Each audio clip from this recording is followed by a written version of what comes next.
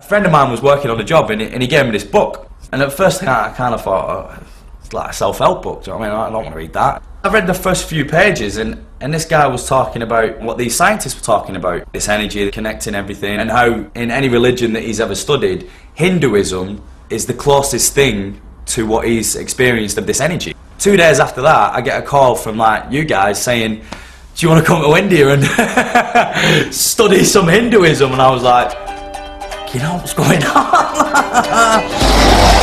I don't believe in God.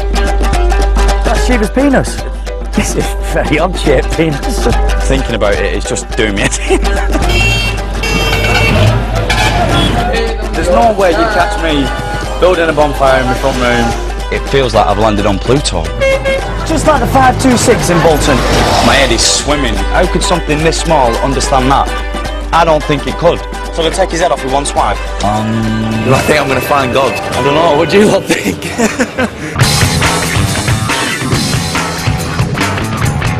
My name is Paul Nichols. Paul Nichols. That's the one. I joined EastEnders when I was 16 and I left when I was 17, and London's been my home ever since. Cheers, thank you. All my life I've never really cared for religion.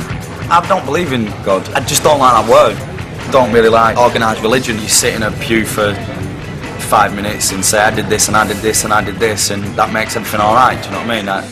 It pisses me off. I may not be religious, but I am willing to explore spirituality. If you've got an attitude of this is what I am and this is how I live my life and I'm set in stone, then for me I think that'd be pretty boring. One thing's for sure, I won't find any answers in London. People ain't got time for each other, everyone's living in their head, they've got to get to wherever they're going, and if I come into central London, I find myself like rushing around, and I think, why are you rushing around? You've got nothing to do. You've got nowhere to go. Why are you rushing with everyone else? Oh dear, too much coffee. I don't believe in God, and the only religion I see on the streets of Britain is the cult of celebrity. You're walking past a newsstand and there's all these magazines, you know what I mean, and people are buying them, like following gossip about who's been where or whatever it is. I just feel like saying, don't fucking buy them! There must be more to life than this, but where am I going to find it? Just looking at stars at night, millions and millions and millions and millions and millions of miles away, and there's millions and trillions of them, and we're this tiny little thing. There's got to be something. To find out if I'm right, I'm off to look for God in the birthplace of Hinduism and the home of gurus, India. Every time I've heard guru, it's always been in the terms of like loads of posh people sitting around, some middle class guy preaching some religious tosh. That's what guru shouts to me. All I hope is just to get a bit of relaxation out of it, and it sounds like, you know, things that we've got planned, it sounds like it is all a bit kind of just a bit relaxing.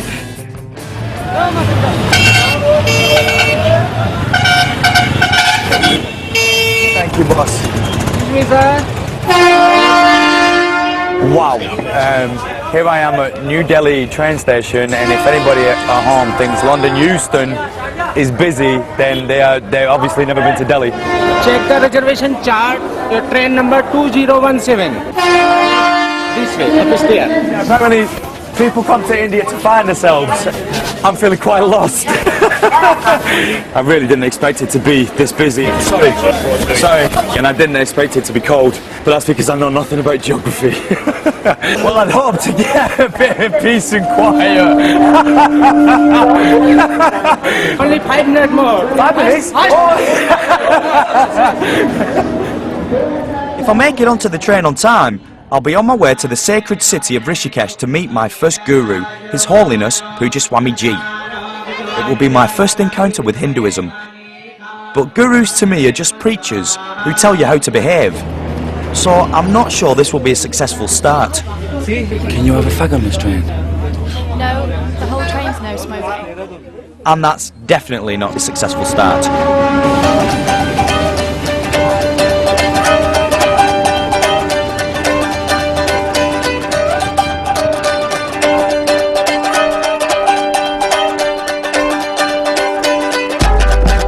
I'm travelling 5.5 hours north of Delhi to one of India's most important pilgrimage sites, Rishikesh. It lies at the source of the river Ganges, Hinduism's most revered and holy river. As we're in the foothills of the Himalayas, it's going to be cold. but luckily Puji Swamiji has sent me a warm welcome. Oh, thank you very much. My first stopover and Puji Swamiji's home, Paramath Nikatan Ashram. Rishikesh has over 300 ashrams or spiritual retreats. Is this an ashram as well? Religion is the biggest business in town, and everywhere you look there are holy men called sadhus. Hey, oi. You're looking at. So far I've little idea of what Hinduism is about, but they certainly seem to have a lot of gods. So, Krishna, Ganesh, and Lord Shiva. and Lord Shiva. Ganesh is called the son of Lord Shiva. This is Shiva family. Mr. Shiva, Mrs. Shiva, Master Shiva. Baby Shiva. Baby Shiva, Ganesh. Lord Ganesh is the god of wealth. He treated. The elephant man Yes. is the god of wealth. You had the swastika before the Nazis had the swastika. It belonged Yes, to yes. But it, to the Hindu this faith. swastika is very several thousands years old. Several thousand years But old. Mr. Hitler was very junior. You are from England? Yeah, from Bolton. These are all baby Krishnas. Right. Every single one of them. Everything's the same. Look at his eyes. Well, my first stay in an ashram, and as I register I find out that Puji Swamiji has some tough ground rules. Alcohol is banned, there's a 10 o'clock curfew, and no smoking. Not sure if this will be a pleasure or a chore. Yes, thank you. So what's your name? My name is Dikshit, R.K. Dikshit. Rajesh Kumar Dikshit. Dikshit. Yes, welcome your home. Thank you very much. Cheers. Nice to meet you. Thank you. I feel like I've checked into a Hindu theme park, and the last thing I want to do is to get to grips with religion. After the chaos of Delhi and the long train journey, I just want to go to bed. That bed looks so nice. I just want to get in it and just go to sleep. Wowzers. Enlightenment comes after suffering. Enlightenment comes after suffering. And after a couple of hours kip.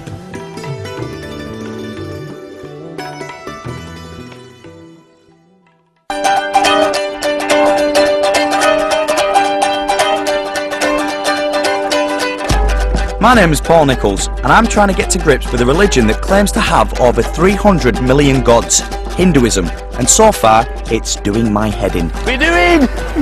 Why are you picking on me? I'm at the foothills of the Himalayas, in one of India's holiest cities, Rishikesh, to meet my first spiritual teacher, His Holiness Puja Swamiji. He lived alone in a forest until he was 17. Hopefully, he will have some answers for me. You couldn't tell us about Hinduism in its most basic kind of form. Hinduism is one of the oldest traditions. It's not a religion. The whole purpose of this beautiful tradition is how to become a better person, how to lead a better life. It's a tradition rather than any sort of rules. Rules are there, Right. but to shape your life. The basic concept of Hinduism is you are not a sinner, you are divine.